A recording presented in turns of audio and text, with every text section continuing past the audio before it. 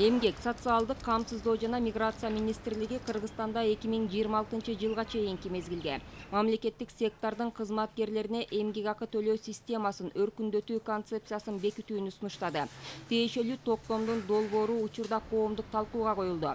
Сунушталган концепцияда жыл сайын минималдуу базалык чечимин идентификациялоо маселеси каралып, анда эмгекке жарамдуу калктын жашоо минимумун республика боюнча улуттук статистика комитети тарабынан бекитилиши мерчемделген. Мамлекеттик секторда эмгек акынын төмөн деңгээли мамлекеттик мекемелердин жана уюмдардын жумушка орношуу үчүн жагымдуулугун жана атаандаштыкка жөндөмдүүлүгүн төмөндөтөт.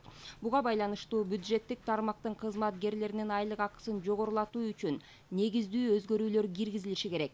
Концепцияда эмгек акыны төлөө системасынын бирдиктүү моделин жана кенемте кызыктыруучу төлөмдөрдүн бирдиктүү түрлөрүн киргизүү, министрликтин, мамлекеттик комитеттердин жана административдик ведомство, уюм жана мекемелердин жетекчилерине кызматкерлерди сыйлоо, алардын ишинин сапатын жакшыртуу, мамлекеттик орган, мекеме, уюмдун ишине кошкон өзгөчө салым үчүн сыйлоо үчүн пайдаланбаган эмгек акы фондунун өз алдынча кайра бөлүштүрүү укугун берүү, бюджеттик секторунун кызматкерине эмгек акы төлөө шарттарынын ченемдик укук базасын өркүндөтүү каралган. В целях социального обеспечения работников бюджетной сферы предлагается социалдык камсыздоо максатында бюджеттик сектордун кызматкерлерине минималдуу базалык чен менен индексация сунушталды. Бул үчүн жыл сайын улуттук статистикалык комитет тарабынан белгиленген жашоо минимумунун чени белгиленет. Учурда концепция Кыргыз Республикасынын ченемдик укуктук актыларына ылайык мамлекеттик органдар менен макулдашылып жаткан кези.